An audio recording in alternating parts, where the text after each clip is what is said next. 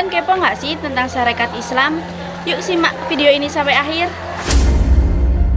Halo semuanya, aku Nikita. Aku akan menjelaskan awal berdiri Sarekat Islam dan latar belakangnya. Yuk simak penjelasanku. Latar didirikannya Sarekat Islam ini didirikan oleh Haji Samanhudi. Ia membuat organisasi ini bertujuan untuk menaungi pedagang-pedagang muslim pribumi dalam bersaing dengan pedagang Tionghoa dan pedagang asing kala itu. Tujuan awal organisasi ini hanya berada di bidang ekonomi, tetapi dengan seiringnya waktu dan pergantian nama dari Sarekat Perdagangan Islam menjadi Sarekat Islam, maka organisasi ini melebarkan perannya menjadi berada di bidang sosial, politik, dan keagamaan. Latar belakang Sarekat Islam. Pedagang Tionghoa dan Eropa menguasai perdagangan di Hindia Belanda. Pedagang pribumi sulit bersaing karena kurang modal, jaringan lemah, dan sering diperlakukan tidak adil. Yang kedua, pemerintah kolonial melakukan diskriminasi terhadap rakyat pribumi, baik dalam bidang ekonomi, sosial, maupun politik. Hal ini menumbuhkan rasa ketidakpuasan dan perlawanan tersembunyi di masyarakat. Halo, aku Ijul. Aku akan menjelaskan tentang peran dan dampak Sarekat Islam. Peran penting dalam Sarekat Islam. Yang pertama, menjadi pelopor pergerakan politik rakyat di Indonesia. Yang kedua, menumbuhkan kesadaran nasional dan keislaman. Yang ketiga, melahirkan banyak tokoh penting seperti Cokroaminoto, Haji Agus Salim, Abdul Muiz. Dampak dalam Sarekat Islam. Dampak negatif. Yang pertama, terjadi perpecahan internal antara kubu moderat dan radikal.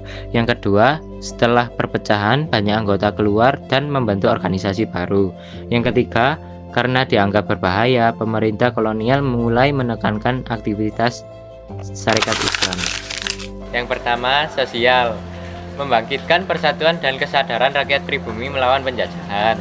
Yang kedua, ekonomi. Melindungi pedagang pribumi dan menumbuhkan semangat kemandirian ekonomi. Yang ketiga, keagamaan. Menguatkan peran Islam dalam perjuangan bangsa. Yang keempat, politik. Menjadi pelopor organisasi politik modern dan menumbuhkan semangat. Yang kelima, pendidikan. Mendorong rakyat untuk berpendidikan dan berpikir kritis. Hai, aku Tara. Di sini aku akan menjelaskan dinamika Sarekat Islam. Dinamika Sarekat Islam terdiri dari beberapa fase. Fase yang pertama, pada tahun 1912-16, Sarekat Islam berkembang cepat dan menarik banyak anggota. Pada tahun 1917-21, muncul konflik antar kelompok moderat dan radikal. Pada tahun 1923, pengaruh kiri penguat dan terjadi pemisahan dengan Sarekat Islam Merah. Pada tahun 1929, Sarekat Islam berubah menjadi PSII dan fokus ke perjuangan politik kemerdekaan. Selanjutnya, aku akan menjelaskan perkembangan dari Sarekat Islam. Yang pertama, pada tahun 1912, Cokroaminoto mengubah nama menjadi Sarekat Islam. Selanjutnya, arah perjuangan semakin berkembang dari organisasi ekonomi menjadi organisasi politik, sosial, dan keagamaan. Dan yang terakhir, Sarekat Islam adalah organisasi pertama di Indonesia yang memiliki massa paling banyak. Selanjutnya, aku akan menjelaskan perkembangan Sarekat Islam lebih lanjut. Setelah Indonesia merdeka pada tahun 1945, PSII tetap eksis sebagai partai politik Islam dan ikut dalam pemilu 1955. Meskipun tidak meraih banyak suara, banyak tokoh PSII kemudian bergabung ke Partai Masyumi yang lebih besar dan berpengaruh pada masa itu. Pada era Orde Baru, PSII bergabung ke dalam Partai Persatuan Pembangunan atau PPP sesuai kebijakan penyederhanaan Partai 1973.